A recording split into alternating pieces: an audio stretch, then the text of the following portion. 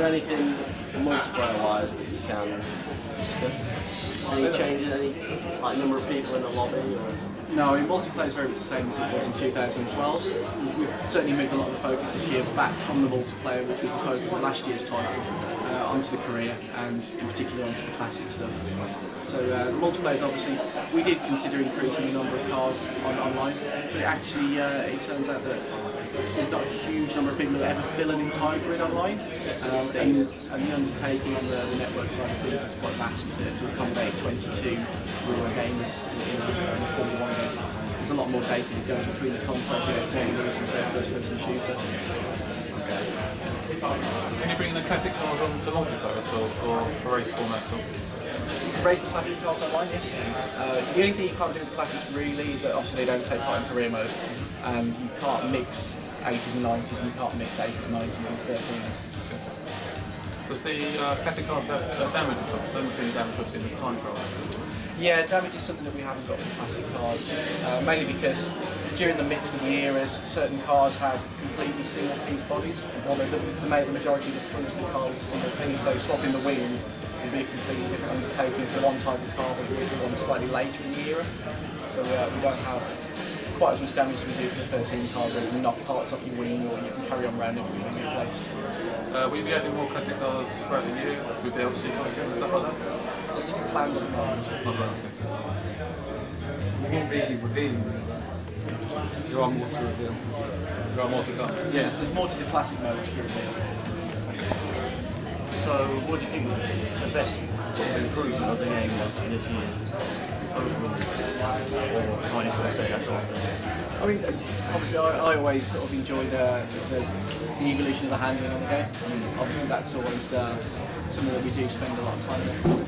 The classics is obviously absolutely amazing. It's something that we've always wanted to do, and to finally have the opportunity to go ahead and do it. And I think we've really done it justice.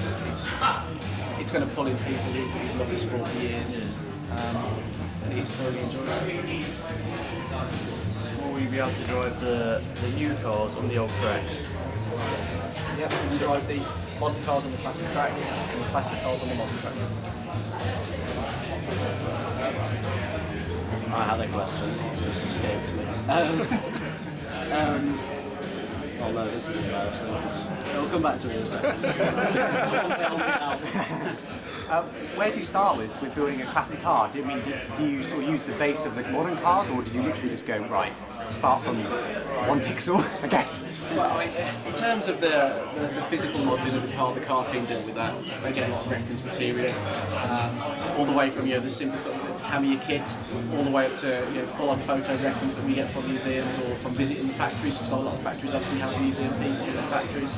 Also, when capturing the audio, when we get somebody to run a car for us, the guys can go and take really in-depth reference photos. So we can always get pretty good reference from that point of view. And then in terms of the setup, we'll always start with just getting the stats as much as we can for the weight of the car, the dimensions, sort of try and get the rough idea of the weight distribution, and then build it from there. Engine power, engine torque. If you look hard enough, you can find things like the engine torque characteristics and the engine power curves, so you can really mimic what was going on back then quite well. So where do you get your data from both the modern and the old cars? I mean, have you driven the modern simulators, and how do you know how they're supposed to feel, I guess? Because you're not judging yourself, unfortunately. The classics are a bit more subjective. You kind of watch the videos and you think that's the characteristics that you sort of see, so it's trying to get those to come across in the handling. Yeah. Whereas in the modern cars, we've had the opportunity to drive various simulators over the years, and we do have a good idea of how they should feel. Is it pretty close then to what the Formula 1 simulators have got? The current game? And it is. If not, what's different and what would you actually do? I think the biggest misconception that we always find is that people think that Formula 1 cars are incredibly hard to drive. Now, I can't say whether they are or not in real life, but in a simulator, they're not as hard as you expect. I mean, you're going to be 10, 20 seconds off the pace of a Formula 1 driver, because to suspend your belief that you can't take a corner at those speeds is incredibly difficult. But they're not hard to keep on the circuit. My question's come back to me. Now that Pirelli have changed the tyres, have you changed tyre wear at all? Are blowouts more likely? We set the tyre wear up this year to be very similar to everyone else's anyway, so the tyre wear is pretty similar to what you see in real life. You know, certain circuits you'll find more, certain circuits you'll find less, and suit different teams at different circuits. We've not done anything additional to get extra blowouts. That was obviously something that the sport didn't need that particular weekend. Yeah, that was quite frustrating. Mid-Silverstone. Is there scaling, tyre scaling? Yes, tyre scaling's back in.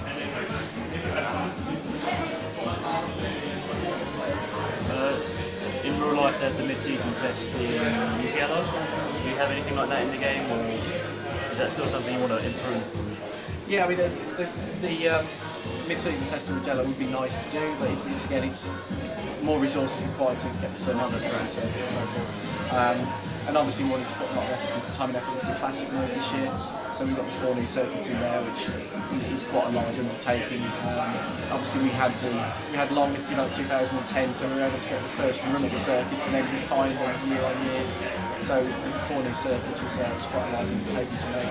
So adding in another circuit would be quite large. So how does the actual career work at the moment? So you start the career, you just pick a team, is it similar to last year? Or?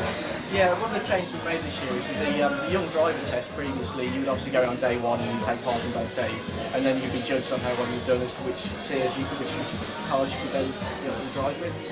What we've done this year is for players who played 2012, they don't necessarily have to take part in the first day of the young driver test, but you just go straight to the more advanced test. Or of course you can choose not to and then just go in with a lower. In terms of modern cars, how has handling changed from 2012 to 2013? You presumably tweaked it some. What you tweaked and how much better is it? I think we've actually increased the number of people working on the cars this year to try and allow us to really get a good spread of performance and balance out of it. So we've got, obviously the Red Bull has got great downforce, great stability, great performance. The Mercedes, super quick over 1 lap in particular, but its tyre wear is substantially worse than other teams. So we've really been able to balance what we've seen in the season. In terms of the handling, the cars, they're very similar to last year. I know some people didn't like the understeer feel last year, but that's very much what you do sort of get through a Formula 1 car. But we've balanced it so that I think we've taken on board the things that people liked in 10, 11 and 12, and it's given us a chance to pull it all together. One more slightly pointy question. Can you still auto-correct the car by jamming on the brakes?